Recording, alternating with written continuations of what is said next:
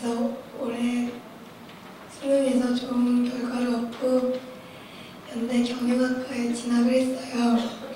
그래서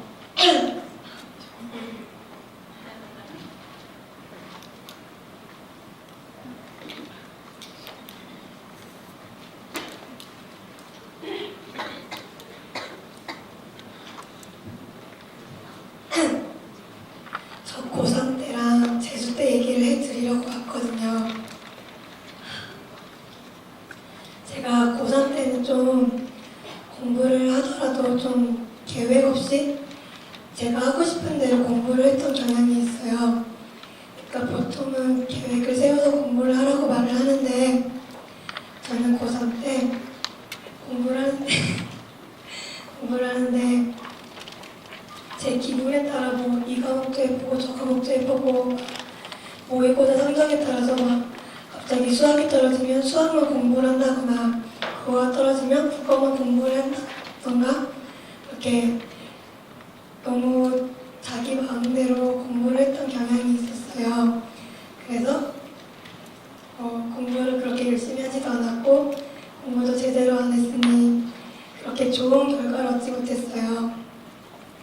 사실 그렇게 대학에 엄청 큰 욕심이 있는 건 아니어서 현역으로 꼭 대학을 가고 싶었는데 제가 3개를 다 떨어졌더라고요.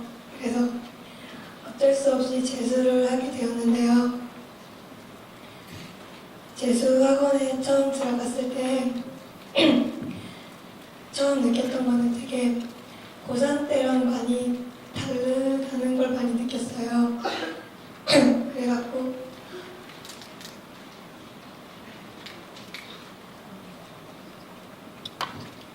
일단 선생님들 수업도 되게 좋았고요. 그리고 MNC라고 그 노트를 적는데 그게 저는 학습 계획을 세우는 데 도움이 진짜 많이 되었었거든요. 그 MNC가 이렇게 받으신 걸 보면 막 학습 계획도 적고 막 오늘 공부했던 내용 도 적고 얼마나 공부했는지 오늘 하루 소감 이런 거 막 다 적는 게 되게 많아요. 근데 그게 처음에는 쓰기가 진짜 굉장히 귀찮아요. 막 쓰는데 막 30분 걸리고 40분 걸리고 이런 거 할 시간에 그냥 수학 문제 몇 문제도 푸는 게 낫지 않을까 그런 생각도 많이 했었거든요. 근데 저는 담임 선생님이 이거를 매주 검사를 하세요. MNC 노트를. 그래서 강제로 어쩔 수 없이 써야만 했었어요. 그래서 처음에는 진짜 짜증도 나고 왜 이런 거 시키는지도 모르겠고 정말 싫어했었거든요. 근데 그걸 한 2달 정도 쓰다 보니까 그거를 쓰는 게 점점 습관이 되더라고요. 그래서 저는 자습이 끝나기 30분 전부터 MNC 노트를 쓰는 시간을 가졌었거든요. 그래서 MNC 노트를 쓰다 보니까 나중에는 선생님들이 검사를 안 하셨는데 제가 알아서 쓰고 있더라고요. MNC 노트를 쓰다 보니까 일단 하루를 돌아볼 수 있었고 뭔가 오늘 공부가 됐고 안 됐고를 떠나서 하루가 정리를 하면서 되게 보람을 조금 느낄 수 있는 그런 일도 있었고요. 그날 공부한 내용을 떠올리면서 복습이 잘 되었던 것 같아요. 고3 때는 뭐 이때 공부한 거를 다시 복습을 안 하니까 몇 달 뒤에 가면 또 까먹고 그러면 다시 또 공부하고 이렇게 계속 반복을 했던 것 같아요. 근데 MNC 노트를 쓰고 이걸 복습을 하면서 일요일마다 제가 썼던 MNC를 보면서 복습을 했었거든요. 그러다 보니까 좀 더 그 복습을 하는 텀이 더 길어졌다고 볼 수 있겠죠? 그리고 앞으로의 학습 계획을 좀 더 장기적으로 잘 짤 수 있었던 것 같아요. 계획을 제가 세워본 적이 없었어갖고 선생님들이랑 상담하면서 학습 계획 잡는 것도 도움을 되게 많이 받았거든요. 그리고 MNC 노트 그 소감에다가 제가 3월에 재수하다 보니까 너무 힘든 거예요. 처음에 친구들은 다 좋은 대학을 가서 페북이나 카톡을 보면 다들 너무 행복한 생활을 하고 있고 나만 이렇게 막 작은 학원에 밖에 바뀌어갖고 공부하고 있는 게 너무 싫은 거예요. 그래갖고 뭔가 공부도 하기 싫고 부모님들이 너무 이렇게 기대하는 것도 부담스러워서 그 소감에다가 그냥 다 너무 부담이 된다, 공부를 못하겠다라고 썼었는데 그때 담임 선생님이 불러서 상담을 해주셨거든요. 너무 수능에 대해 압박을 많이 갖고 있는 것 같다고, 그냥 하루하루를 열심히 살아가다 보면은 좋은 결과는 저절로 따라올 거라고 말씀을 해주셨거든요. 그때 담임 선생님이랑 했던 상담이 저는 너무 인상적이어서 그 말을 계속 속에 담고 있다 보니까 여름방학 때도 보통 제 친구들은 다 슬럼프가 왔었는데 저는 선생님이랑 했던 상담 그것 때문이었을 것 같은데 그거 덕분에 슬럼프도 크게 없었었거든요. 저는 재수하면서 MNC랑 상담에서 되게 많이 도움을 얻었던 것 같아요. 그리고 상담을 하다 보면은 멘탈 관리만 해주셨던 게 아니라 제가 그 80 여기서 하는지 모르겠는데 하여튼 막 제가 틀린 문제들을 이렇게 모아갖고 제가 취약한 부분도 이렇게 잡아주시고 이 취약한 부분을 보니까 공부를 이런 식으로 하는 게 낫겠다 이렇게 상담도 많이 해주셨거든요. 그래서 제 요지는 계획을 잘 세워서 상담을 자습을 하고 선생님들과의 상담을 잘 이용하다 보면은 좋은 결과가 있을 것 같아요. 네. 그럼 이제 준비된 얘기가 일단 끝인가요? 선생님 하나만 물어볼게요. 그러면 고3 때하고 재수 때하고 달라진 게 MNC를 통해서, MNC는 청소학원에서 쓰는 플래너 이름입니다. 그래서 플래너를 통해서 계획적으로 이렇게 이제 공부를 하게 됐다 그랬는데, 그거 말고 하나만 더. 그럼 고3 때하고 재수 때하고 공부했던 방법이나 방식에 있어서 차이 이런 건 없을까요? 기출이 중요하다고 말을 많이 하잖아요. 근데 고3 때는 기출이 왜 중요한지 모르고 그냥 중요하다는 것만 들어서 그냥 계속 기출을 풀었어요. 기출을 분석하겠다 이런 게 아니라 그냥 기출을 계속 똑같은 문제만 계속 풀었던 것 같아요.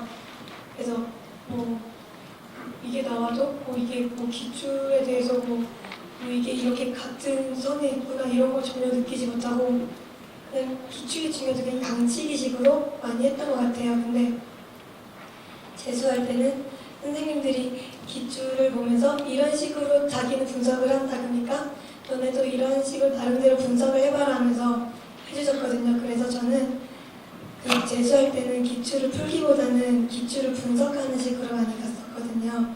그게 컸던 차이점인 것 같아요.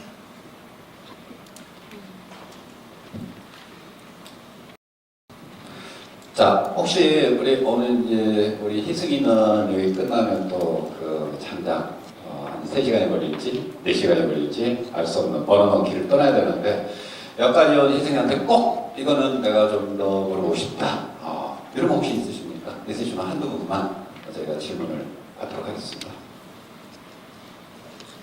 이 기회는 두 번 다시 오지 않습니다.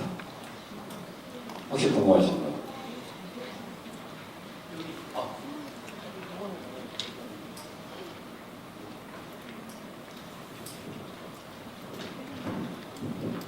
근데 기출을 분석하셨다고 하셨잖아요.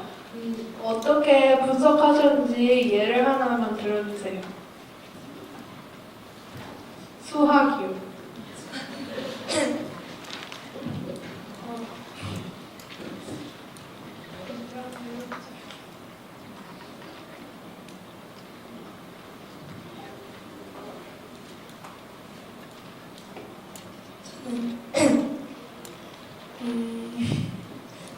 말로 설명드리겠는데 너무 같습니다. 제가 보니까요. 학생들이 이제 수능 끝나고 딱 재수하러 오잖아요. 그러면 11월 달에 수능 보고 11월, 12월, 1월 한 3, 4개월 이렇게 지나고 오면 다 까먹고 오는 것 같아요. 희승이도 벌써 수능 본 지가 꽤 됐죠.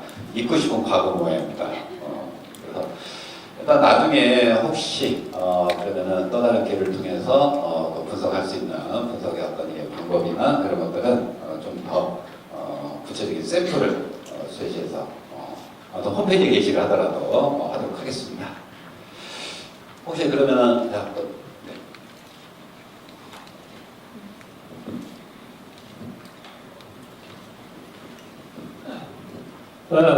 만점 축하드리고요. 그리고 신입생 된 걸 축하드립니다.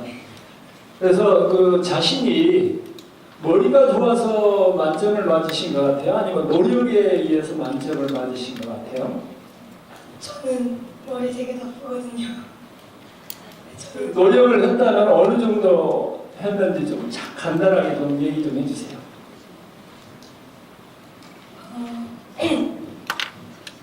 제가 잠이 좀 많은 편이어서 잠을 줄이려고는 안 했는데 계속 깨어있을 때는 공부를 계속 했던 것 같아요. 그러니까 잠을 줄이기보다는 자투리 시간을 좀 더 많이 이용을 해서 틈틈이 계속 공부를 했어요.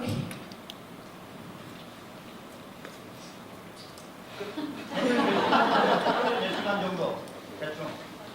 그 MSC 제본에 다 나와 있는데 많이 할 때는 한 일주일에 60시간 정도 하고 이런저런 일 때문에 많이 못하면 한 50시간 정도 했던 것 같아요.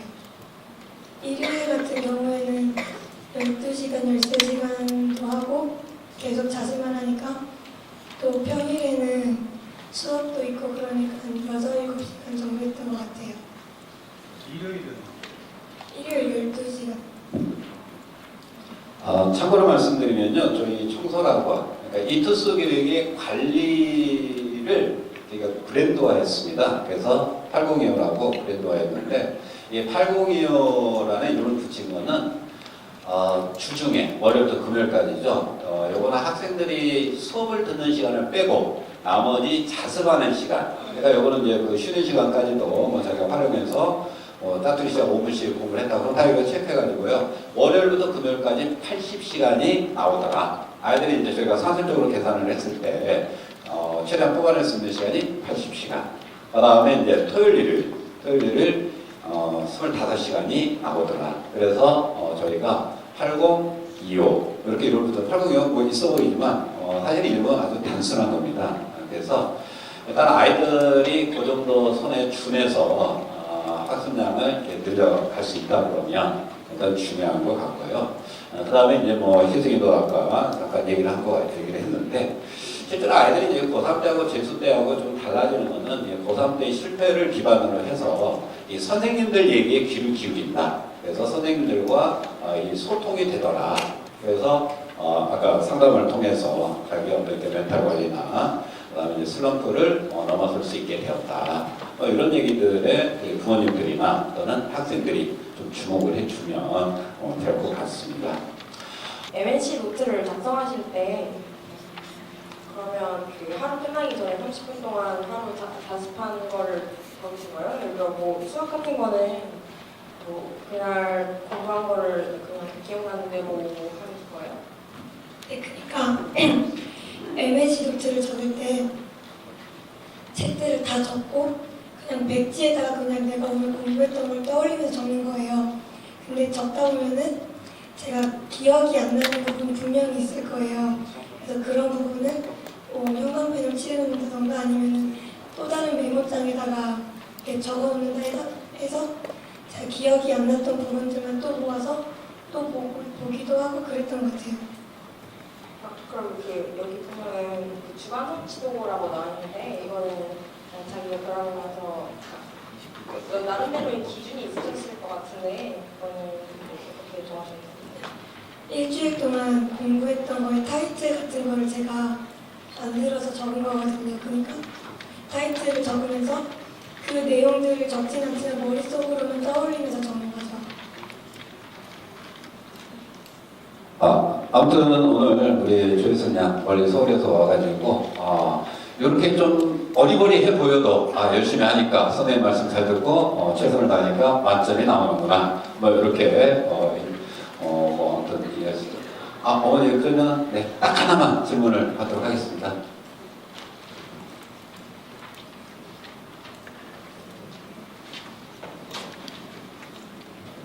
제가 집이 많아서 좀 앉아서 잠깐 얘기 드릴게요.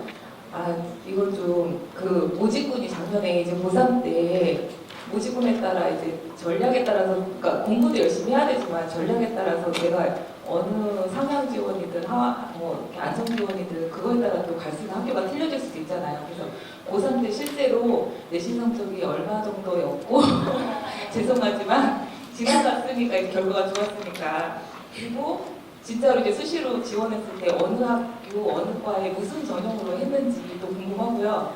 그다음에 이번에 재수했을 때도 어느 정도까지 원서를 썼는지 학교가 되게 궁금하거든요. 그리고 전형도 논술 전형이나 아니면 진짜 일반 전형인지. 그다음에 학교가 제가 아까 못 들었는데 출신고가 일반고였나요? 외고요. 외고였어요. 그래서 어느 정도 실제로 직접 쓰셨던 그 원서가 좀 궁금하거든요. 네.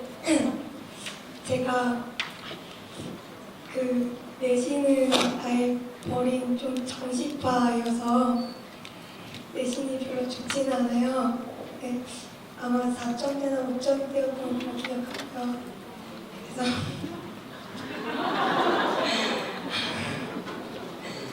논술만 썼고요.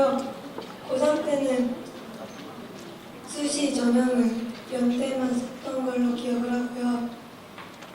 그리고 이번에 재수할 때는 논술 6개를 썼는데 연고 이렇게 연고 서서 이렇게 밑으로 쭉 6개 썼어요. 네. 네, 논술만 썼어요. 자, 아까 선생님이 처음에 대충 그때 자기 소개할 때 작년에 썼다가 떨어진 학교 얘기해 준다고 그런 것 같은데 갑자기 마음이 바뀌셨나? 우리 그러면은 나 작년에 여기를 썼는데 떨어졌던 내가 이 정도 결과를 만들어냈다를 듣게 되면 여기 계신 학생들이나 어머님들이 상당히 그 부모님이 희망을 얻으실 것 같아. 건대 써나? 숙대, 건대, 숙대 떨어졌답니다. 그리고 올해는 만점. 그래서 작년에는 만점. 그러니까 결국 중요한 건 그 어떤 방법상의 문제, 아이의 어떤 그 깨달음과 터득의 문제 이런 것들이 핵심에 자리 잡은 것 같습니다. 그래서 우리 친구들 지금부터라도 여기 뭐 학년들이 다 다를 것 같아요. 지금부터라도 우리 희숙이 누나일 수도 있고 언니일 수도 있고 선배의 얘기를 정말 귀담아 들을 줄 아는 친구가 이 자리에 있다 그러면 이 친구는 굳이 재수하지 않아도 이런 결과를 만들어낼 수 있을 거예요. 우리 선배가 몸소 내가 재수해서 이렇게 됐는데 재수하기 전에도 잘 들으면 잘하면 당선될 수 있다. 이걸 보여주는 것 같습니다. 네, 그럼 어머님들 우리 학생들 여기 멀리까지 내려온 우리 희승양에게 큰 박수 좀 부탁드리고요.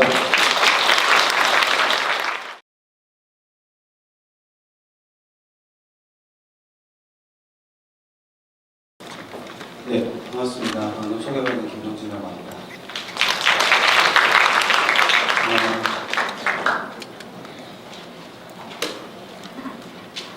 PPT도 같이 내려요? 네. 몇 학년이에요?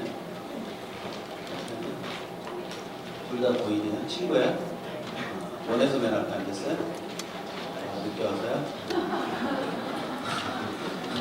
내가 뭐 물어보면 때릴 거야? 왜 이렇게 왜? 한번 붙자는 것처럼 왜 그런 모습으로. 오면서 뭐가 제일 궁금했어요? 뭐가 제일 궁금했어요?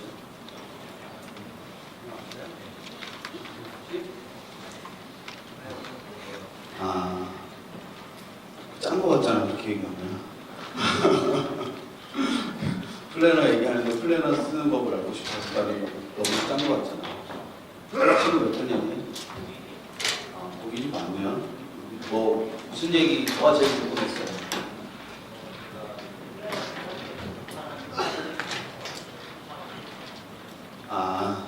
누나한테 물어봤어요? 물어봤어요? 이 친구가 금방 그거 물어봤어요. 플래너 쓰는 게 자기 되게 귀찮다고 생각하는데 귀찮을 때 어떻게 맞죠? 네, 귀찮을 때 어떻게 참았냐는 게 되게 궁금했대요. 네. 그게 궁금하죠. 귀찮고 아마 굉장히 어려워해요. 그리고 이제 쓰라 그러면 잘 안 쓰죠.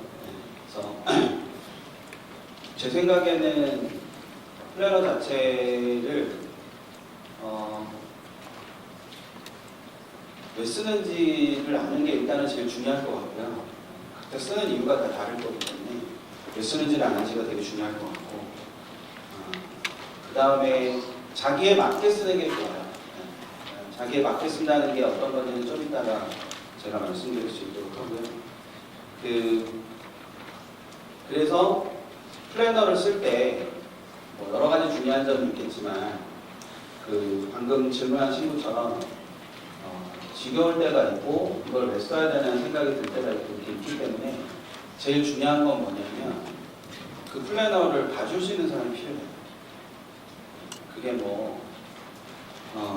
센터에서 여는 거니까 원래는 센터에 오시면 된다 이렇게 말씀드려야 되는데 제가 장사를 잘 못해서 여러 사람이 될 수 있죠. 여러 사람이 될 수 있고 그리고 친구가 될 수도 있고 부모님은 잘 안 돼요. 그러니까 여기 이제 몇 번 뵌 부모님들도 계신데 우리 입으신 분들도 계신데 부모님들이 하시려 그러면 안 돼요. 되게 애들이 그러면 잘 안 쓰게 되고 자꾸 거짓을 쓰게 되죠. 엄마가 본다 그러면 거짓을 쓸 수밖에 없어요. 안 했어도 엄마가 볼 거니까 이렇게 한 것처럼 써야 되잖아요. 그러니까 그런 상태가 되기 때문에 그렇지 않은 사람들이 옆에서 좀 봐줄 수 있으면 더 좋을 것 같고요. 자기에게 맞게 이렇게 쓸 수 있는 게 제일 좋습니다. 학생들만 한번 손들어볼까요? 3학년. 3학년 손들어보세요. 네, 상황이 많아야 되는데 공부할 게 별로 없어서 이런 데 왔고 그래야 되잖아요. 공부가 잘 돼 있어가지고. 아닌가? 어제 집에서 연습할 때는 되게 많이 웃으셨는데 2학년이요. 2학년이 맞습니다. 네, 지금 나머지는 1학년이겠죠. 여기 계시는 1학년 학생들은 너무 빨리 관심을 가져서 나중에 지치지 않기를 바랍니다. 플래너도 플래너지만 일단은 학습 전체에 대해서 얘기를 하면서 그 과정 속에서 플래너가 들어가는 게 되게 중요하기 때문에 전체적인 과정에 대해서 말씀을 드리겠습니다. 제가 어제 분당에 있는 어느 학교를 갔는데 그 학교 1학년 학부모님들만 계셔서 지금 여기 3학년 친구들도 있고 3학년 학부모님들도 계신데 그 1학년 학부모님들한테 뭐라 그랬냐면 우리 3학년들이 어떻게 무너지는지 잘 보시라고 그렇게 말씀드렸거든요. 그 3학년 학부모님들이 그런 말을 들으시면 그런 생각을 하셔야죠. 우리 아이는 아니겠지라고 생각하시지 말고요. 우리 아이가 안 무너지기 위해서 우리 아이한테 어떻게 할까 그렇게 생각을 하셔야 됩니다. 그리고 재수생 애들이 어떤 얘기를 하는지를 잘 보시는 것도 되게 중요하겠죠. 그래서 저희가 재수학을 가지고 있는 거 다 아시니까 오늘 제가 오면서 이런 걸 갖고 왔는데요. 재수를 돌아보면서 고3 시절을 돌아보면서 어떠했다라는 걸 쓴 겁니다. 이 친구는 박땡땡인데요. 원래 이름이 있었는데 지방까지 얘네 이름을 갖고 다니면 안 될 것 같아가지고 이름 뺐어요. 희문고등학교라는 고등학교를 졸업했고요. 서울대, 청와대 정시학교 했습니다. 얘 고3 때 얘기를 이렇게 했어요.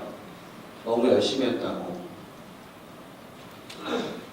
진짜로 되게 고3 때 열심히 하거든요.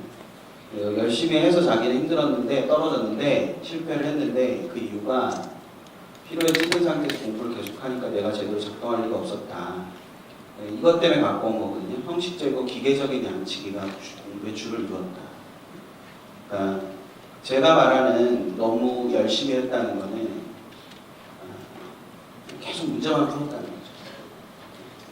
저 친구는 그래서 고3 때 실패했다는 뜻입니다. 또 한 친구는 이과였죠. 수지고등학교라고 저기 분당에 있는 학교입니다. 그 학교 다녔던 친구인데 이 친구도 자기가 어떻게 해서 이제 그런 문제가 생겼나라는 것에 대해서 이 친구는 이 친구 수기를 보면 안일함이 4번 나와요. 그래서 첫 번째 안일함은 이렇게, 두 번째 안일함은 이과의 친구 굉장히 글을 잘 쓰는 거예요. 그래서 그 4번째 안일함까지 있는데 이제 저한테 필요한 게 첫 번째 안일함이었기 때문에 첫 번째 안일함만 가지고 왔습니다. 첫 번째 안일함은 교육청 모의고사에서 꾸준히 좋은 성적을 받았고 모의고사 6월 모의고사에서 잘 나왔고 9월 모의고사를 망쳤음에도 불구하고 풀어져 버려서 공부에 박차를 가해야 할 시기에 공부에 오히려 소홀하게 됐다라는 거죠. 그러니까 이 친구가 자기가 실패했다고 생각하는 이유는 아니라는 점. 앞에 친구는 뭐였죠? 너무 열심히 했는데 그 너무 열심히 한 거의 핵심은 그 너무 열심히 했다는 건 오해가 있을 수 있잖아요, 그렇죠? 너무 열심히 한 것이 아니라 기계적인 공부에 불과했다, 뭐 이런 거죠. 기계적이고 형식적인 공부에 불과했다. 고3들만 대답해 볼까요? 그런 걸 어떻게 공부한다 그러죠? 고3 없어요? 그냥 너한테 주어진 시간이나 하고 가요. 묻지 말고. 그렇게 하면 수능을 못 봐요. 자꾸 대답하는 버릇이 있어야 수능을 잘 보죠. 흔히 저런 걸 양치기라고 해요. 저런 공부를 양치기라고 하거든요. 그러니까 제가 처음 재수반 담임을 할 때 그 고3 단과만 하다가, 그러니까 이게 단과만 하는 사람하고 재수종합반을 하는 사람의 차이인데요. 그 단과만 하는 사람은 자기 과목만 올리면 되기 때문에 아이들의 전반적인 공부에 대한 관심이 별로 없어요. 그러다 보면 자기 과목만 공부를 시키면 되죠. 그러다 보니까 아이들의 뭐 수험생활이나 수험생활에서 얻어지는 고통이나 뭐 이런 것에 별로 관심이 없게 만드거든요. 재수생반에 와서 담임을 딱 하는데 어떤 애한테 너는 고3 때 왜 실패한 것 같아? 그랬더니 그 친구가 저한테 양치기만 했어요. 이렇게 얘기를 했어요. 그래서 저는 양치기란 말을 그때 몰랐기 때문에 순진하게 거짓말을 많이 했냐고 물어봤거든요. 제가 아는 양치기는 그거여서. 양치기 알죠? 양치기 정말. 그래서 얘한테 너무 진지하게 너 거짓말 많이 했냐고 물어봤더니 얘가 되게 한심해하면서 저를 쳐다보는데 양을 중심으로 공부하는 걸 양치기라고 해요. 이렇게 얘기를 하더라고요. 그래서 그때 양치기란 말 처음 들었는데 애들은 양치기를 하면서 자기가 공부를 하는 것이다 라고 생각을 하는 거죠. 그렇죠? 그게 기본적인 아이들의 생각이고 공부를 잘 하지 못하기 때문에 그런 생각을 하는 거라고 할 수 있어요. 학생들이 많으니까 얘기를 하면 문제를 푸는 목적을 뭐라고 생각하는지 모르겠지만 우리가 안다와 모른다라는 건 굉장히 추상적인 거기 때문에 어떤 것에 대해서 안다고 해도 굉장히 추상적인 상태에 머물기 때문에 그걸 구체적으로 점검할 필요가 있어요. 그래서 그걸 구체적으로 점검하기 위해서 문제를 푸는 거예요. 그래서 문제를 풀어서 맞고 틀리는 게 아니라 풀다 보면 내가 뭘 모르는지 알게 되죠.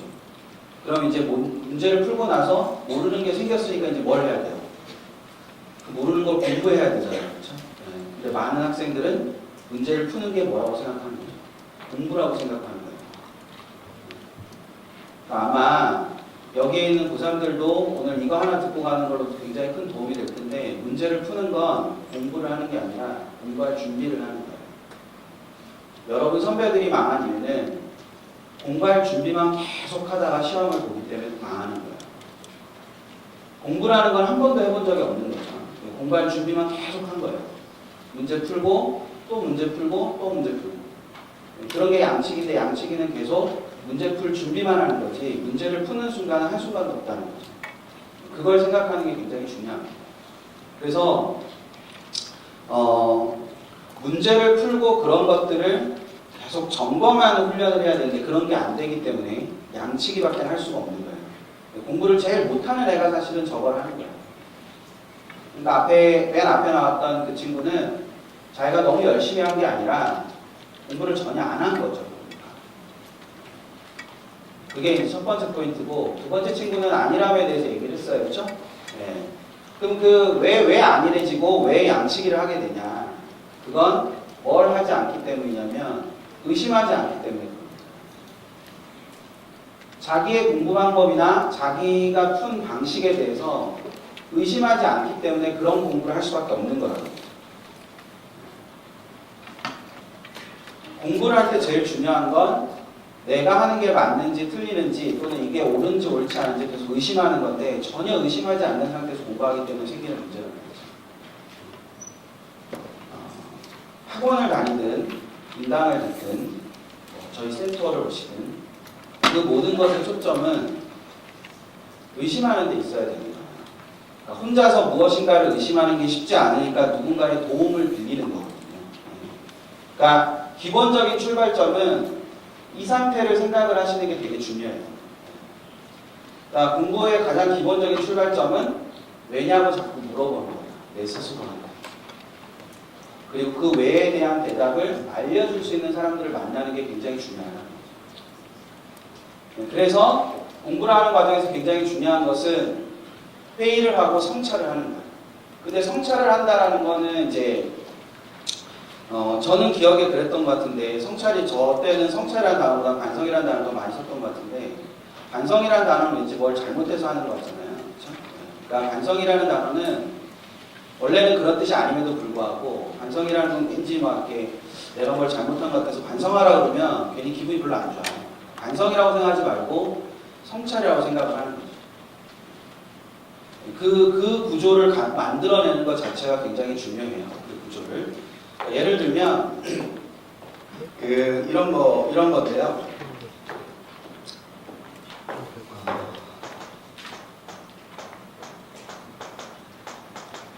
학생들만 대답해 볼까요? 선택지 5가지를 다 알아야 저 문제를 풀 수 있어요. 한두 개만 알아도 풀 수 있어요. 네, 한두 개만 알아도 풀 수 있죠. 네. 저는 학부모님들이나 애들이랑 다 분위기가 좋군요. 오늘 처음 본 사람이 뭘 물어봤는데 대답해주고 훌륭합니다. 네. 예를 들어 3번이 답이라는 걸 안다, 답이라는 걸 써서 맞힌다는 얘기는 바꿔 말하면 3번 선택지 하나만 알 수도 있는 문제예요. 더더군다나 여기서 이게 적절하지 않은 것을 물었다라고 하면 얘가 적절하지 않다는 것만으로도 충분히 3번을 답이라는 걸 풀 수 있죠. 학생들은 그런 경험을 알 텐데 특히 오늘 주말에 아버님들 오셨는데 아버님들은 잘 이해가 안 되실 수도 있어요. 그게 왜냐면 그때는 그런 식의 문제를 풀지 않았으니까. 근데 얘는 잘 모르겠고요. 얘는 확실히 맞고 얘는 틀렸고 얘는 모르겠고 얘도 모르겠어요. 그래도 아이들은 저 문제를 뭐 한다는 거죠? 맞힌다는 거예요. 그러면 그렇게 하고 넘어가는 게 회의하지 않는 공부인 거예요. 뭔지 알겠죠? 네. 그러니까 회의하지 않고 성찰하지 않는다는 건 이렇게 하고 그냥 넘어가는 거죠. 그런데 4번과 5번 선택지만 빼갖고 문제를 하나 만들어요. 그러면 이 문제와 주제가 달라져요? 같은 주제예요? 같은 주제죠. 같은 주제인데 이건 잘 모르니까 이 문제를 뭐 할 수밖에 없어요? 틀릴 수밖에 없죠. 그러니까 어떤 때는 이 문제를 맞히는데 어떤 때는 이 문제를 뭐 해요? 틀리죠. 네, 그래서 많은 여러분 선배들이 나 같은 사람 만나면 뭐라 그러냐면 선생님 아직 문제풀이 연습이 안 돼 있어요. 문제풀이 연습이 안 돼 있는 게 아니라는 거죠. 절대. 이 부분의 개념을 모르기 때문에 이 문제를 틀리는 거예요. 아니 1 더하기 2인 걸 알면 11 더하기 11은 22라는 걸 알 수 있어야 되잖아요. 그 문제를 한 번도 풀어보지 않았기 때문에 그 문제를 못 푼다는 건 말이 안 되는 거잖아요. 이론이 돼 있는데 문제풀이 공부가 안 돼서 안 된다. 그런 건 잘못된 거예요. 그러니까 회의하고 성찰하지 않기 때문에 공부가 안 되는 거예요. 즉 제가 지난번에 대전에 내려왔을 때 여기서 제가 어머님들한테 그런 말씀을 드렸는데 오늘 학생들이 많이 왔으니까 학생들한테 물어볼게요. 또 대답할 거죠? 자, 상위권은 맞힌 문제와 틀린 문제 중에서 뭘 볼까요? 네, 상위권은 틀리는 문제가 별로 없기 때문에 맞힌 문제를 볼 수밖에 없어요. 틀리는 게 몇 개 없어야 상위권이죠. 그쵸? 틀린 문제 보고 나면 시간이 너무 많이 남아요. 그래서 뭐 할 수밖에 없어요? 맞힌 문제를 볼 수밖에 없어요. 네, 그 웃자고 한 얘기고 아무도 안 웃네. 웃자고 한 얘기고 상위권이 되려면 마침 이 문제를 선택지 5가지를 내가 다 아는지가 중요한 거예요. 상위권이 아니면 아닐수록 문제를 맞히는데 급급할 수밖에 없어. 근데 상위권이 되면 맞히는 걸로 만족하지 않게 되겠지. 그러면 당연히 선택지, 남아있는 선택지 중에 내가 모르는 거를 공부하게 돼. 그러니까 상위권이 맞다면 당연히 맞는 문제를 열심히 하는 거예요. 그러니까 여러분이 굉장히 잘못 생각하는 것들이 두 가지가 있는데, 수많은 재수생을 만나보고 수많은 재학생들을 만나봐서 내 나름대로 가진 두 가지 결론은 뭔가를 착각하고 있다는 거지. 상위권이 틀린 문제를 더 많이 볼 거다. 왜? 안 틀리기 위해서. 그러면 이미 상위권이 아닌 거야. 맞힌 문제가 많아야지 더. 그래서 틀린 문제를 보고 시간이 남아서 뭘 봐야 돼? 맞힌 문제를 봐야 돼. 맞힌 문제에 어떤 걸 봐야 돼? 선택지를 봐야 돼. 그것마저 다 하고 나면 상위권들은 뭘 해? 그 문제를 푸는 사고 방식에 대해서 고민합니다. 그래서 그런 형태의 문제가 나왔을 때는 어떤 사고 방식으로 문제를 풀어야 되는지를 고민하는 겁니다. 그 고민이 끝난 상위권은 뭘 해? 문제를 만들어. 그 정도 돼야 상위권이라고 할 수 있는 거야. 재수학원에 있는 많은 선배들은 9월이 넘으면 풀 문제가 없어서 자기들끼리 문제를 만들어서 교환해서 풀어. 그 정도가 돼야 상위권이라고 할 수 있는 거야. 심지어 대학교에 가서 문제 만들어서 파는 걸 업으로 삼고 살아. 그러니까 상위권이라는 존재가 되고 싶다면 상위권이 어떠한 행태를 보이는지 생각하는 게 중요하겠지. 또 하나의 오해는 이런 거지. 예습을 하고 수업을 듣고 복습을 해요. 그렇죠? 네, 예습을 하고 수업을 듣고 복습을 해요. 네. 많은 학생들이 저렇게 하잖아요. 그렇죠? 네. 근데 내가 만나본 대부분의 학생들은 이런 식이거든요. 문제를 이런 식으로 풀어요. 1번을 풀고 이제 채점을 하잖아요. 채점을 하는데 1번이 맞았어. 이렇게 하지. 2번이 맞아서 크게 이렇게 해. 3번이 틀렸어. 작게 이렇게 한다는 거지. 3번이 맞았어. 이렇게 하고, 이렇게 하고 난 다음에 요거 이제 틀렸으니까 씩씩대면서 뒤에 해설을 가요. 해설을 갔는데 내가 이 선택지 5가지를 그냥 맹팡 모르고 풀진 않았을 거 아니에요. 그쵸? 네. 그래서 3번하고 5번 중에 고민해서 3번을 썼는데 틀렸어. 그래서 답에 가봤더니 답이 5번이야. 나는 이 문제를 뭐 할 수 있었어요? 맞힐 수 있었죠. 그쵸? 네. 갑자기 이렇게 바뀌죠. 네. 그러고 이제 끝이야. 이게 양치기를 하는 거야. 이렇게 하는 게. 근데 이런 경우가 생기면 어떻게 해? 3번, 5번 고민했는데 답이 1번이야. 그럼 어떡하죠? 열받으니까 막 뒤에 해설 읽어봐요. 읽어봐도 무슨 말인지 잘 모르겠어. 그럼 이게 세모가 아니라 뭘로 바뀌지? X로 바뀌어. 나중에 또 봐야 된다는 게 아니라 나쁜 문제지. 그치? 이렇게 해서 나쁜 문제가 막 쌓이면 어떻게 해? 나쁜 문제 너무 많잖아요. 그쵸? 네, 나쁜 문제집 있죠. 버려야죠. 그리고 친구한테 가가지고 어떤 문제집 보는지 이렇게 물어보고 그 문제집이 좋다고 해서 그 문제집을 또 사요. 그러니까 이렇게 공부하는 게 전혀 회의하지 않고 하는 공부인 거예요. 그러니까. 근데 아까 얘기했던 대로 애들 보고 예습하라 그러면 애들이 다 뭘 해요? 예습하라 그러면? 예습하라 그러면 문제를 풀어요. 문제를 풀죠. 문제를 풀어서 아까 이 네 문제 보세요. 1, 2, 3, 4 네 문제가 있었는데 맞았고 틀렸고 맞았잖아요. 네. 그러면 1, 2번 설명할 때는 수업 시간에 들을 필요가 있어요? 없어요? 네, 없다고 생각하잖아요. 아는 거니까. 그쵸? 그래서 3번을 수업을 들어요. 근데 틀린 문제니까 선생님이 말하는 게 무슨 말인지 잘 모르겠어. 들어도. 그리고 4번은 또 할 필요가 없죠. 네. 그러고 수업이 끝났어요. 복습을 하러 왔어. 1, 2, 4번은 내가 아는 거잖아요. 그렇죠? 그러니까 또 한 번 보긴 보는데 내 풀이가 맞는지 틀린지 상관없이 그냥 내가 아는 거잖아요. 그리고 3번은 다시 보려고 했는데 선생님이 뭐라고 설명했는지 모르겠죠. 그럼 분명히 수업 예습하고 수업 듣고 복습했는데 문제는 몇 개만 본 거예요. 3개만 봤는데 3개 다 그게 옳은 방법인지 아닌지 모르죠.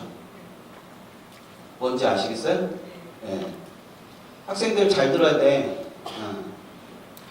공부를 잘하는 애는 결론부터 말하면 공부를 잘하는 애는 복습을 안 해.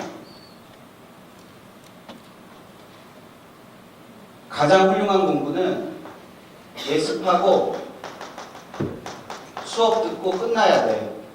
그게 상위권의 공부야. 복습을 한다는 건 수업을 듣기 전에 아는 게 많았다는 거예요? 아는 게 없었다는 거예요? 복습을 해요. 복습을 한다는 건 수업 시간에 들은 내용을 다시 확인하는 거잖아요. 그럼 수업 시간에 듣고 다 알았어요? 몰랐어요? 몰랐죠. 그러니까 수업 시간에 처음 들었으니까 그렇죠. 복습을 한다는 그만큼 모르는 게 뭐 하다는 뜻이에요? 많다는 뜻이죠. 그럼 모르는 게 많은 게 상위권이에요? 중위권이에요? 중위권이죠. 복습 중심으로 공부하는 건 상위권이 아니라고요. 상위권은 당연히 예습을 많이 해서 예습한 내용이 어디에 나와야 돼요? 수업에 나왔고 수업에 나오면 이걸 이미 몇 번째 듣는 거예요. 2번째 듣는 거죠. 그럼 이걸 다시 뭐 할 필요가 없어요. 복습할 필요가 없어지는 거예요. 그게 상위권인 거죠. 즉 수업이 복습이 될 수 있게 하는 게 상위권의 학습이라고 하죠. 그러려면 뭐의 양이 압도적으로 많아야 됩니다. 예습의 양이 많아야 되는데 예습의 양이 많으려면 뭘 알아야 예습을 하죠. 그래서 상위권이 아니면 예습을 못하는 거예요. 그러면 수업을 들어가기 전에 앉아서 내가 오늘 수업할 부분에 아는지 모르는지를 뭐 해야 돼요? 점검해야죠. 그게 뭐 하는 거예요? 성찰하는 거잖아요. 내가 아는지 모르는지. 내가 이걸 알고 있는지 의심을 품어보는 거죠. 그게 뭐예요? 회의하는 거잖아요. 공부의 가장 핵심적인 부분은 회의와 성찰에 있어요. 그 회의와 성찰을 통해서 내가 알고 있는 것이 정확하게 알고 있는 것들을 계속 반복하는 게 공부라는 거죠. 공부의 아주 중요한 포인트가 지금 현재 상태에서 어떻게 이해하고 있는지 모르겠지만 기본적으로 반복이라는 것이 있는데 그 반복이라는 건 아까 맨 앞에 친구가 얘기한 것처럼 기계적이고 형식적인 반복이 되면 안 되고 사고에 의한 반복이 계속 진행이 돼야 돼요. 그러려면 계속 성찰해야 되고 계속 회의해야 된다는 거죠. 그거를 옆에서 누군가가 도와줄 수 있으면 더 좋을 수는 있겠죠. 그렇죠? 그게 뭐 친구가 될 수도 있고 선생님이 될 수도 있고 그런 성찰과 회의를 계속 반복할 수 있는 학습이 무엇보다도 중요하다는 생각을 하시는 게 친구들한테 되게 중요한 거거든요. 그래서 그거를 생각하시는 게 필요해요. 근데 그러면 성찰과 회의만 계속하면 되냐? 근데 공부를 할 때는 또 이런 것도 필요해요. 이거 읽어보시겠어요? 아까 그 친구죠. 아니라는 얘기. 그렇죠. 학생들 빨리 읽어보세요. 무슨 얘기하는지. 무슨 얘기하고 있어요? 잘 봐. 이과 이렇게 공부했대잖아. 1대 2대 1대 1.5로 공부했대잖아. 1대 2대 1대 1.5 저렇게 되는 거잖아. 10시간, 20시간, 10시간, 15시간 이렇게 하면 되죠. 아닌가? 10시간 학생들 빨리 더 해봐. 10시간, 20시간, 10시간, 15시간 몇 시간이야? 응? 때린다. 다시 10시간, 20시간, 10시간, 15시간 네. 학생들만 대답하라니까 영어를 주신다고 했어요. 55시간. 저거 하려면 일주일에 혼자 공부하는 시간 몇 시간이 돼야 돼요? 네? 일주일에 혼자 공부하는 시간 몇 시간이 돼야 저렇게 할 수 있어요? 55시간을 할 수 있죠. 제가 만나본 제 학생 중에 이때까지 만나본 제 학생 중에 제일 많이 하는 애가 35시간이었어요. 일주일에. 제가 걔한테 뭐라 그러냐면 진짜 독하다 그랬어요. 걔한테. 저거는 순수하게 뭐 하는 시간을 다 빼는 거예요. 수업 듣는 시간, 인강 듣는 시간을 다 빼는 거예요. 혼자 공부하는 시간만 55시간이 나오면 저걸 그냥 10시간으로 하면 돼요. 근데 40시간 뭐 이렇게 나오면 되게 복잡해져요. 그쵸? 저 비율로 맞추기 되게 복잡해지잖아요. 그냥 10시간이면 편한데 저기다 또 뭐 8시간씩 곱해서 8시간, 16시간, 8시간 뭐 이렇게 하려고 그러면 되게 복잡하잖아요. 1.5, 8시간에 1.5면 몇 시간이에요? 12시간이죠? 12시간이에요. 그러니까 뭐 그런 식의 시간들 계산을 하는 거예요. 그러니까 총 자기가 공부하는 시간을 저렇게 배분할 수 있느냐 없느냐가 되게 중요한 거거든요, 사실은. 풍선 아시죠? 풍선? 풍선을 이렇게 어떻게 해요? 이렇게 동그란 풍선이 있으면 한쪽을 누르면 어떻게 돼요? 다른 쪽이 나오죠? 그래서 사회 전체에서 사회가 풍선과 같다고 할 때 이쪽을 틀어막으면, 이쪽의 현상을 틀어막으면 저쪽의 문제가 불거지는 걸 풍선 효과라고 해요. 그러니까 뭐 복지가 있는데 복지 문제를 해결했더니 분배 문제가 튀어나와. 분배 문제를 눌렀더니 뭐가 나와? 복지가 나와. 그런 걸 풍선 효과라고 한단 말이에요.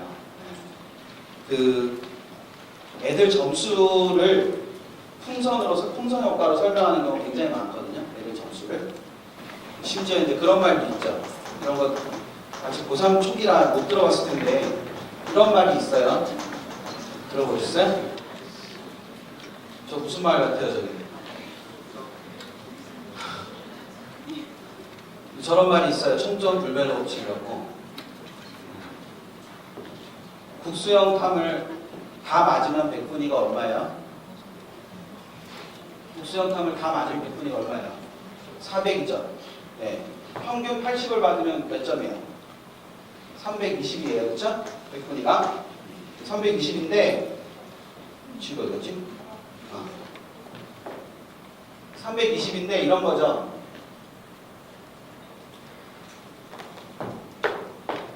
80, 80, 80, 80을 받으면 320이죠. 근데 꼭 애들이 이렇게 받아오지 않잖아요. 그쵸? 90, 90, 60, 80을 받아도 320이거든요. 이렇게 받아도. 이렇게 받아도 320이니까 그럼 여기가 문제죠. 100분이 말씀드리는 거예요. 그래서 얘를 석 달 동안 열심히 해요. 그럼 얘가 90으로 올라가죠. 얘가 90으로 올라가기까지 좋았는데 얘가 어떻게 돼요? 얘가 70이 돼요. 그렇죠? 그렇잖아요. 70이 돼요. 얘는 90을 유지하고 있어요. 뭐 이렇게 많이 하지 않나요? 그럼 얘가 70이겠죠? 이렇게 되잖아요. 그럼 또 한 석 달 동안 뭘 열심히 해요? 수학을 열심히 하죠. 그렇죠? 그럼 수학이 다시 90이 돼요. 그럼 이번엔 얘가 70이 되죠. 얘가 80이 되고 얘가 80이 돼요. 이런 걸 총점불변의 법칙이라고 해요. 그러니까 안 변하는 거죠. 그러니까 얘는 뭘 지금 제일 잘못하고 있는 거냐면 얘가 제일 잘못하고 있는 건 여기서 얘를 올려야 되는 건 맞죠. 그래서 얘만 하는 게 문제예요. 나머지는 안 하고. 얘를 왜 다음 달에 올려야 돼요? 그러니까 얘를 다음 달이나 그 다음 달에 꼭 올려야 된다라고 아무도 강제 놓고 있는 사람은 없잖아요. 그렇죠? 얘가 약하면 얘를 마지막에 수능에 가서 잘 받을 수 있도록 하는 게 중요한 거잖아요. 근데 수능 때까지 시각이 전혀 없는 거죠. 그러니까 얘가 부족하니까 저거를 제가 보여드리면서 제일 걱정했던 건 뭐였냐면 모든 자연계가 1대 2대 1대 1.5로 공부할까 봐 되게 걱정스러워요. 근데 어떤 애가 수학이랑 바탕은 잘하는데 국어랑 영어가 안 나와요. 그렇죠? 그런 애가 저렇게 하면 돼요? 안 돼요? 안 되겠죠. 그러니까 예를 들어서 1대 2대 1대 1.5라는 수치가 있으면 이걸 자기에게 맞게 다 변형시킬 수 있는 거잖아요. 이게 만약 55시간이 주어진다면 10시간, 20시간, 10시간, 15시간이 된다고 가정을 하면 나는 과탐을 좀 하니까 여기서 2시간을 빼서 어디론가에 나눠줄 수 있죠. 아니면 3시간을 빼서 나눠줄 수 있죠. 영어에다 2시간 주고 국어에다 하나 주고 얘는 20시간 하고 그럼 얘는 몇 시간 하는 거예요? 12시간 하는 거예요. 한국 2과목이니까 한 과목당 몇 시간 하는 거예요? 6시간, 6시간 하는 거죠. 근데 이 한 과목은 원래 잘하는데 이 한 과목은 잘 못해요. 그럼 4시간, 4시간, 8시간 하는 거죠. 뭔지 아시겠어요? 네. 그러니까 기본적인 이 틀 안에서 각자의 상황에 맞게 뭐 할 수 있는 거예요? 바꿀 수 있는 거예요. 바꿔서 이걸 얼마든지 이 상황 안에서도 바꿀 수 있는 거죠. 나는 20시간씩 수학을 할 게 없다. 16시간만 하세요. 16시간을 하고 그럼 4시간이 됐으니까 13시간 하고 14시간 할 수 있잖아요. 뭐 얼마나 저렇게 할 수 있죠. 14시간을 해요. 그럼 하루에 몇 시간씩 해요? 학생들 14시간을 일주일 동안 해요. 그럼 하루에 몇 시간씩 해요? 2시간씩 해요. 그럼 13시간 하면 2시간 조금 안 되게 하죠.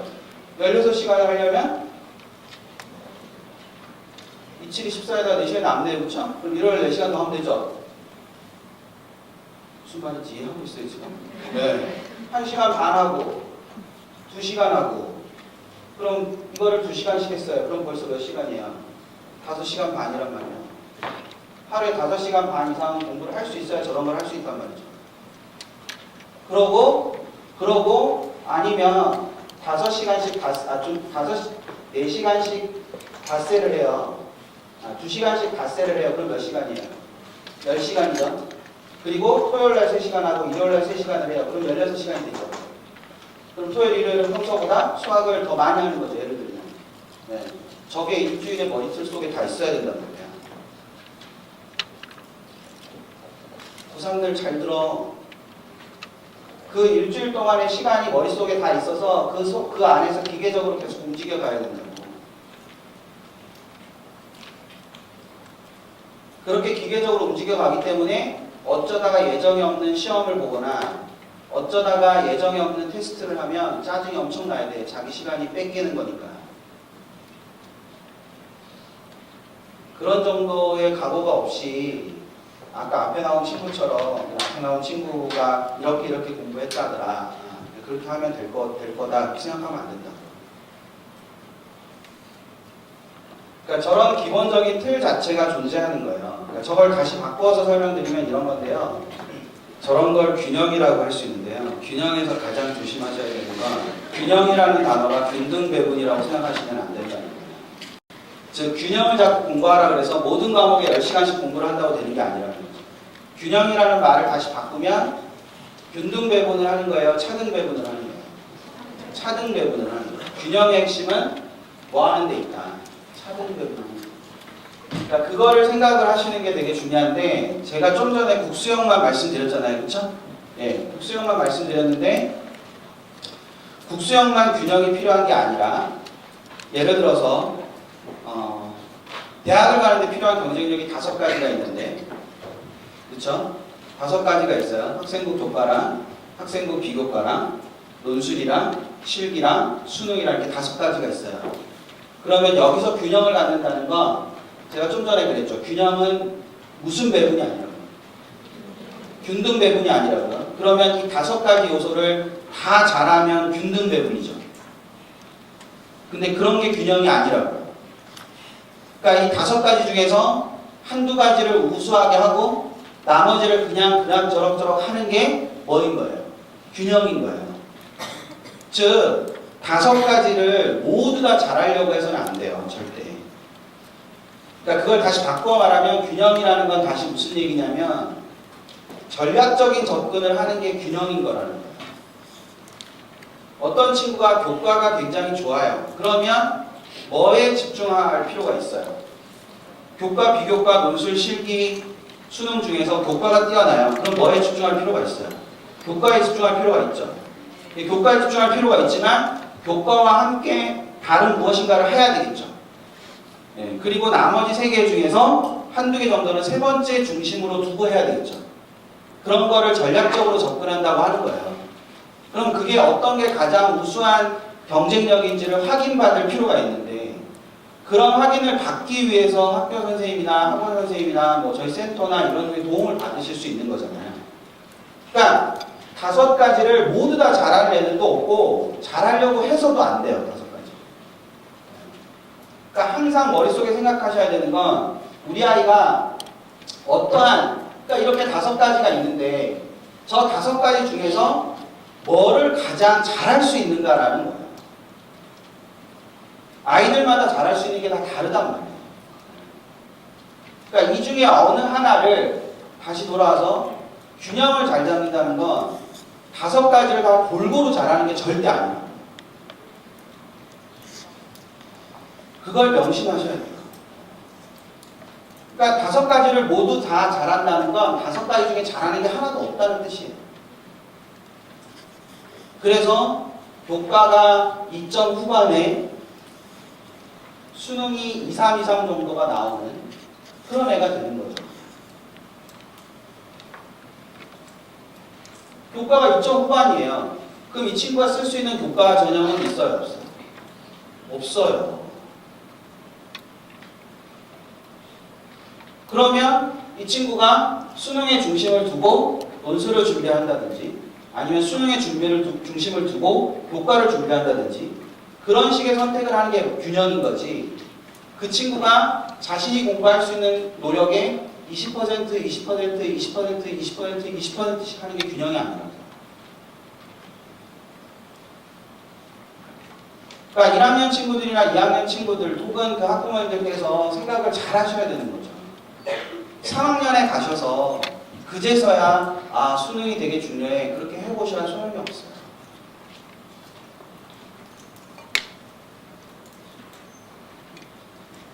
(3학년) 애들이 4월 달에 가면요 여러분 선배들이 4월 달에 무슨 짓을 하냐면 아 수능이라는 게 겨울방학 때 열심히 하고 3월 달 열심히 했는데 3월 달 성적이 잘 안 나오면 애들이 다 4월 달에 나오겠지 하고 4월 달 시험을 봤는데 4월 달 성적이 안 나와.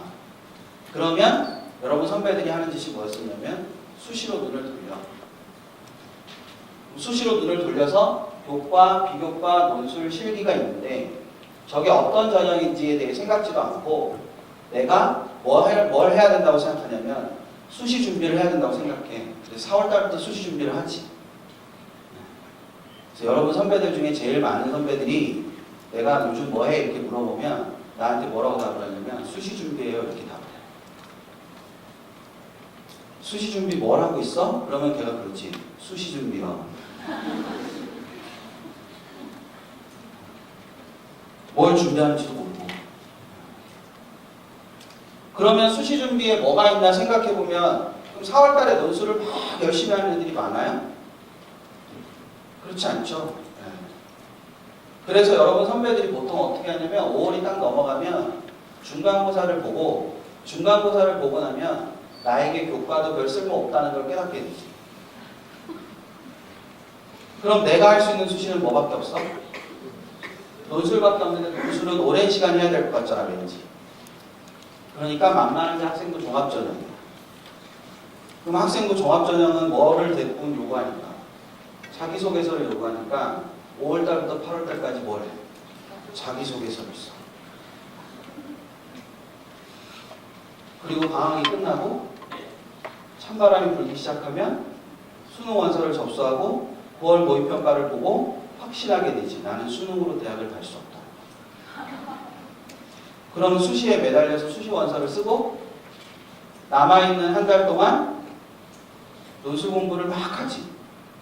그리고 논술이 다 끝나고 나면 10월 중순이 되고 10월 중순이 되면 이제 남아있는 건 수능밖에 없으니까 2주 정도 수능 공부를 해요. 근데 집중이 잘 안 되죠. 그래서 선생님들한테 가서 집중이 잘 안 돼요. 그럼 선생님들이 다 그러죠. 지금은 누구도 집중이 잘 안 돼. 그러고 열흘 있다 시험을 봐요. 시험을 보고 나서 집에 와서 두근두근 거리는 기대감으로 가채점을 하고 가채점을 하고 나서 엄마한테 그러지. 재수할 거야. 잘 생각해야 돼.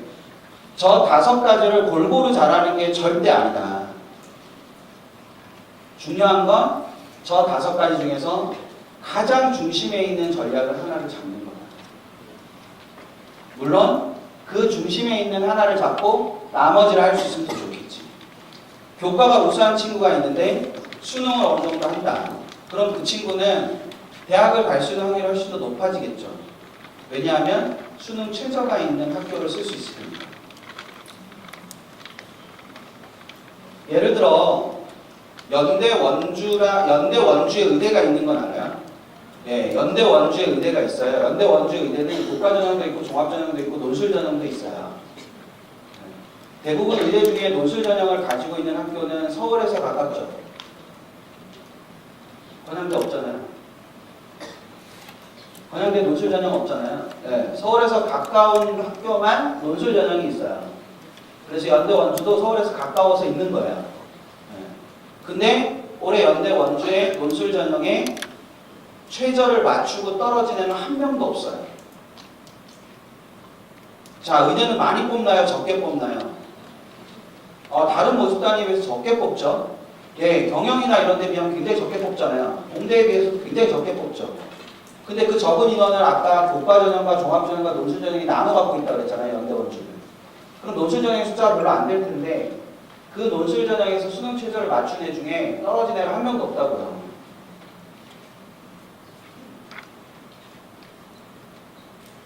잘 생각하셔야 되는 거예요. 그러니까 연대 원주 의대의 수능 최저 기준은 세계 1등급이에요.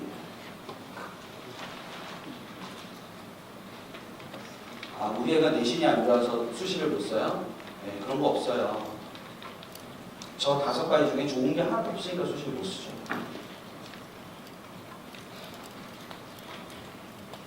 그러니까 5가지를 다 잘하려고 하시는 게 아니라 5가지 중에서 가장 나에게 성장 가능성이 높은 하나를 잡아서 그거를 키우기는 게 되게 중요한 거예요. 그걸 위해서 어떤 의미에서는 조력자가 필요한 것일 수도 있고 뭐 그런 거라는 거죠. 그 부분을 생각하시는 게 되게 중요하기 때문에 그런 측면을 생각을 하세요. 자, 플래너가 나왔어요. 저희 학원, 그러니까 청소학원에 쓰는 플래너를 MNC라고 그래요. MNC라는 플래너를 쓴 얘기가 저기 있는데 저 보세요. 쟤는 뭐 썼는지 MNC를. 뭐 썼대요 MNC에다가? 배운 거 썼대잖아요. 아까 이 앞에 꼬마 친구가 나한테 너무 고맙게 대답을 잘해줬잖아요. 이 친구가 너무 고맙게도 저한테 제가 얘기를 쉽게 할 수 있게 얘기를 해줬잖아요. 쓰는 게 지겨운데 그런 거 어떻게 참았냐. 왜 지겨울까요? 안 써봐서도 있지만 거기다가 시간 쓰고 몇 시간 보면 이런 거 써야 되니까 그런 거잖아요. 그렇죠? 그리고 그걸 썼는데 왜 써야 되는지도 잘 모르겠잖아요. 네. 그래서 보통 제가 애들한테 MNC 얘기할 때 제일 많이 하는 얘기는 뭐 했는지 쓰려고 생각하지 말고 그때 공부한 것 중에서 제일 인상적인 거 2개를 쓰라고. 예를 들어 학교 수업을 듣잖아요. 그쵸? 학교 수업을 들었어요. 1교시에 국어를 들었어요. 수업 시간에 선생님이 뭐라고 얘기를 했어요. 얘기한 것 중에서 제일 중요하다고 생각하는 하나가 있을 거예요. 내가. 그럼 그거 하나를 쓰는 거예요. 인강을 들었어요. 그 인강 들은 것 중에서 내가 제일 중요하다고 생각하는 2개를 쓰는 거예요. 뭔지 아시겠어요? 네, 그렇게 쓰는 거예요. 더 그게 익숙해지면 뭘 하면 되냐면 내가 중요하다고 생각하는 거 2개랑 정말 모르겠는 거 하나를 쓰는 거예요. 그 하나는 어떻게 해요? 네, 가까운 누군가에 가서 질문해요. 인강을 듣고 있으면 인강 사이트에 올려요. 센터에 계시면 센터에 있으면 센터에 있는 선생님한테 물어봐요. 그렇게 쓸 수도 있는 거예요. 플래너라는 걸 그렇게 쓸 수도 있는 거예요. 혼자 자습을 해요. 6시부터 7시부터 8시 반까지 자습을 했어요.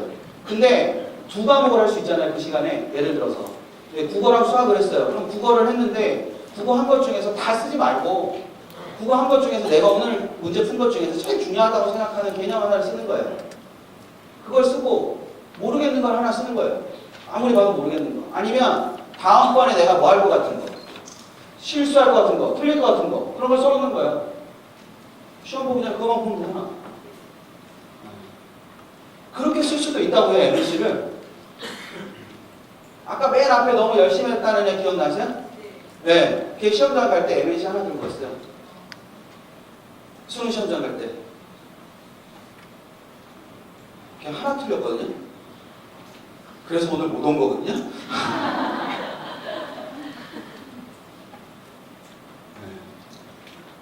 재외호까지 해가지고 사탐 하나 틀렸어요. 걔. 근데 걔가 시험장에 들고 간 게 MNC 하나라고요. 그러니까 그걸 꼭 어떤 정해진 어떤 걸로 하려고 하지 말고 자기에게 제일 맞는 거. 그래 처음에는 그냥 하나만 쓰면 되겠다라고 생각하고 하나 쓰면 되는 거예요. 그리고 그걸 누군가한테 보여주기 위해서 쓰는 것도 되게 좋아요. 엄마 말고. 근데 안 써도 될 것 같은 사람한테는 안 되지. 그러니까 엄마랑 다르게 나를 보여줄 수는 있는데 그 사람한테 내가 빈 종이를 내밀면 쪽팔릴 것 같은 사람. 그래 친구는 안 돼. 친구는 이렇게 빈 종이 이렇게 보여주면 친구가 그러지. 아, 나도 안 썼어. 내가 봤는데 다 그래. 그거 안 돼요. 그건 안 돼. 그게 아니라 조금 어려운데 조금 나한테 어려운 사람이어서 내가 저걸 안 쓰면 되게 쪽팔리는데 그렇다고 내가 안 썼다고 막 약간 안 치는 사람은 아닌 그런 사람이 하나 정도는 있어야 됩니다. 그런 사람한테 이거를 보여줄 수 있어야 됩니다. 부모님들 욕심내지 마세요. 아 그게 나였으면 좋겠다. 그러지 마세요. 귀찮아요. 그거 귀찮아 하셔가지고 초등학교 때 애들이 집에 와서 엄마 오늘 학교에서 이런 일이 있었어 막 얘기하면 귀찮아가지고 지금 애들이 말 안 하는 거잖아요. 네? 그때 어릴 때 막 애들이 와서 오늘 학교에서 무슨 일 있었고 무슨 일 있었고 무슨 일 있었는데 하고 얘기하면은 아빠 바빠 뭐 엄마 밥 해야 돼. 그래서 애들이 각처럼 입을 닫은 거 아니에요. 지금 말도 안 하잖아요. 여기 지금 같이 와 있는 것만으로도 감사하죠. 그러니까 괜히 그거 하시려고 하시지 마세요. 그게 아니라 다른 누군가한테 그런 것들을 보여주는데 예를 들면 이렇게 할 수도 있다는 거예요. 그리고 저게 더 나아가면 어떻게 돼요? 아까 제가 예습을 많이 하는 애가 공부 잘하는 애라고 했어요. 복습 많이 하는 애가 공부 잘하는 애라고 했어요. 네. 그래서 플래너에다 예습하는 걸 쓰는 거예요. 뭔지 아시겠어요? 이번 수업 시간에 이런 거 할 것 같아 라고 수업을 딱 들어가는 거죠. 그럼 선생님이 그거 하는지 안 하는지 열심히 듣겠죠. 네, 그게 수업 집중도가 달라지는 거예요. 그래서 선생님이 얘기할 때마다 하나씩 이렇게 지워요. 그 4개 예습해 갔는데 4개를 다 했어. 됐다 뿌듯하죠. 4개 예습했는데 2개밖에 안 했어. 열받잖아요. 2개 안 했으니까. 그럼 자연스럽게 뭘 하게 돼요? 선생님이 2개나 안 해요? 이렇게 물어보게 되죠. 질문의 차원이 다르잖아요. 선생님, 7번의 답은 몇 번이에요? 이 질문하고 선생님 이것도 왜 안 해주세요? 하고 질문의 차원이 다르잖아요. 선택지 공부를 하게 되면 그렇게 된다니까요. 선생님, 2번은 이런 근거로 답인 건 알겠는데 이렇게 근거를 잡으면 4번도 될 수 있지 않나요? 이렇게 질문하는 거죠. 공부하는 자랑 공부 안 하는 자는 질문도 달라요. 공부 안 하는 애들이 맨날 그렇게 묻게 되죠. 선생님, 7번의 답은 몇 번이에요? 2번이야. 아싸! 뭐 이렇게 되는 거죠. 그리고 옆에 막 떠들어요. 막 한참 얘기해. 근데 선생님은 이미 9번을 하고 있어. 손 들고 물어보죠. 선생님 8번에 몇 번이었어요? 진짜 공부 안 하는 애잖아요, 걔가. 궁금한 게 없는데 수업을 들을 이유가 없잖아요. 그러니까 공부라는 건 그런 식의 구조를 가지고 해야 공부인 거고 그거에 도움이 되는 게 플래너인 거예요. 즉 이런 앞에서 제가 처음에 회의와 성찰을 해야 된다고 말씀드렸고요. 그 다음에 뭘 잡아야 된다고 말씀드렸어요. 균형을 잡아야 된다고 말씀드렸죠. 이 3가지가 정말 중요한데 이 3가지를 모두 실천할 수 있게 해주는 게 기록이에요. 그렇죠? 이 3가지를 모두 가능하게 해주는 게 기록이에요. 그러니까 플래너를 쓰란 얘기는 그 기록할 곳을 찾으란 얘기예요. 그래서 기록을 하라는 거지 꼭 뭐 정해진 어떤 시간에 그런 걸 쓰라는 게 아니에요. 그래서 처음에는 자기가 뭘 했는지를 쓰는 거에 익숙해지는 거고, 그렇죠? 그러니까 자기가 뭘 했는지를 기록하는 데 익숙해지는 거고, 시간이 지나면 그 다음 단계가 되면 좀 전에 말씀드린 대로 지식을 기록하게 돼요. 근데 아까 공부 잘하는 애들은 맞힌 문제를 보고 맞힌 문제의 선택지를 본다 그랬죠? 예, 그리고 그게 왜 그게 답인지, 왜 답이 아닌지를 본다 그랬죠? 그 다음에 그것도 끝나면 뭘 한다 그랬어요? 그것도 끝나면 이런 문제를 어떤 식의 사고로 풀어야 되는지 한다 그랬죠? 예, 그래서 기록의 최종 단계는 사고를 기록합니다. 아, 내가 국어에서 3대시가 나오면 어떤 식의 흐름으로 문제를 접근하거나 시를 읽을 거다. 그런 사고를 기록하는 거예요. 이게 학력고사와 수능의 차이예요. 학력고사는 잘 외우기만 하면 돼요. 근데 수능이라는 건 그런 사고를 할 수 있어요. 이게 무슨 뜻이에요? 네, 배워요. 그쵸? 어디서 배워요? 학교에서도 배우고요. 학원에서도 배우고요. 과외도 하고요. 인강도 듣죠? 네. 이건요? 습이에요. 뭐 한다는 뜻이죠? 익힌다는 뜻이에요. 자, 뭐가 많아요, 여러분? 여러분 뭘 더 많이 하는 것 같아요? 네, 학을 더 많이 하죠? 학을 더 많이 해요. 공부를 잘하려면 어떻게 해야 돼요? 왜 안 해, 근데? 그렇지 알면서 수업을 많이 해야 돼. 몇 배를 해야 돼? 몇 배라고 적혀있어? 1.5배에서 2배. 50분짜리 인강 하나 들으면 몇 분 혼자 공부해야 돼? 75분에서 100분 혼자 공부해야 돼. 그러니까 너네가 50강짜리를 커리를 타는 건 미친 거야. 그치? 50강짜리를 커리를 타면 그냥 40시간을 수업을 듣는다고 해도, 그치? 몇 시간 혼자 공부해야 돼? 80시간 혼자 공부해야 돼. 그래야 자기 게 되는 거라고. 근데 그걸 하루에, 그런 50강짜리를 하루에 3개씩 듣는다고 생각해봐. 공부하다 죽겠지. 근데 그걸 들으면 공부가 다 되는 줄 알잖아. 그러니까 그렇게 해서 되는 게 아니라고요, 절대. 알겠죠? 자, 다시 학생들만. 점수가 이렇게 오르면 좋겠죠? 응? 네. 점수는 저렇게 올라요, 안 올라요? 네, 질문하는 성향 꼬라지상 안 오르겠죠, 저렇게? 네. 점수는 이렇게 올라요. 자, 여기가 A고 여기가 B예요. 자, 여기가 A고 여기가 B예요. 언제가 더 기분이 좋겠어요? A랑 B 중에 언제가 기분이 더 좋겠어요? 왜 A가 더 좋아요? 점수가 올랐으니까도 있지만 실력보다 잘 나왔잖아. 그렇지 않나? 네, 실력보다 잘 나왔지. 요때는 되게 힘들지. 왜? 실력은 분명히 뭐였는데? 좋아졌는데 점수는 안 나와. 공부가 재밌는 게 상위권이야? 공부가 재미없는 게 상위권이야?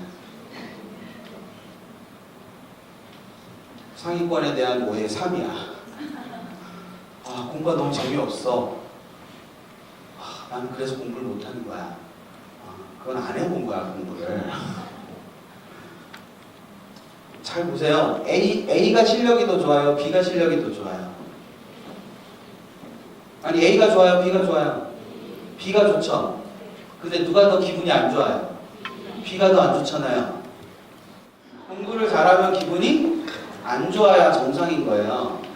아는 문제 또 보는 게 뭐가 재밌어?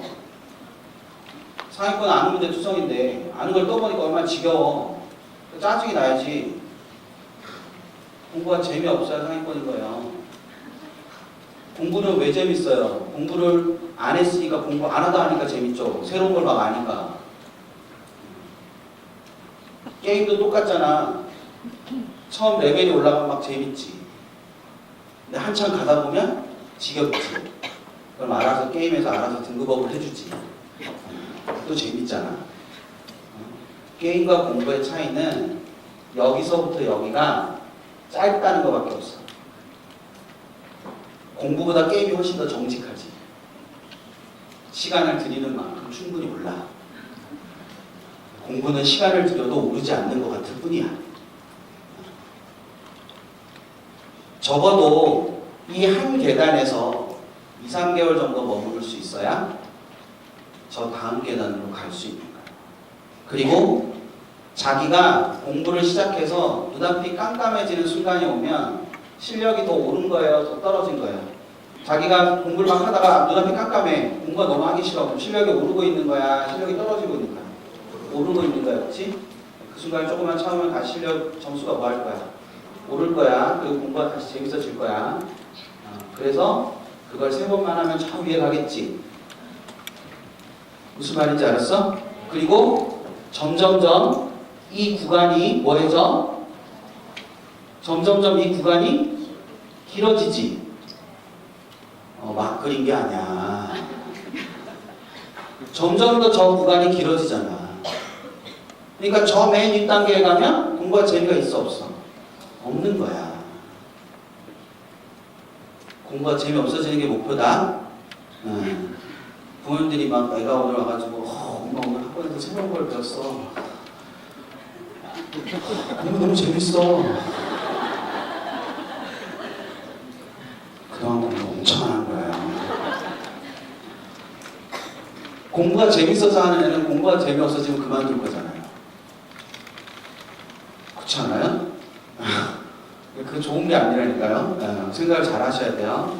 대신 수능은 이렇게 공부하는 게 아니라, 자 마지막이다. 이렇게 공부하는 게 아니라, 저기 뭐라고 적혀있어요? 완전하게 한 번에 완전하게 하는 게 아니라, 수능 공부는 어떻게? 불완전하게 여러 번 하는 거야. 그러면 모르는 게 나오면 어떻게 해야 돼? 공부하다 모르는 게 나왔어. 그럼 어떻게 해야 돼?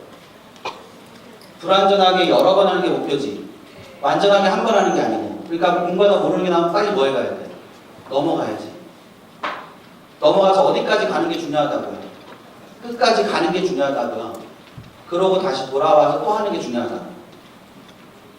무슨 말인지 알았어? 그러니까 지금 예를 들어 수학이 한 문제 푸는데 40분이 걸려. 그럼 그 문제를 풀어야 돼? 포기해야 돼?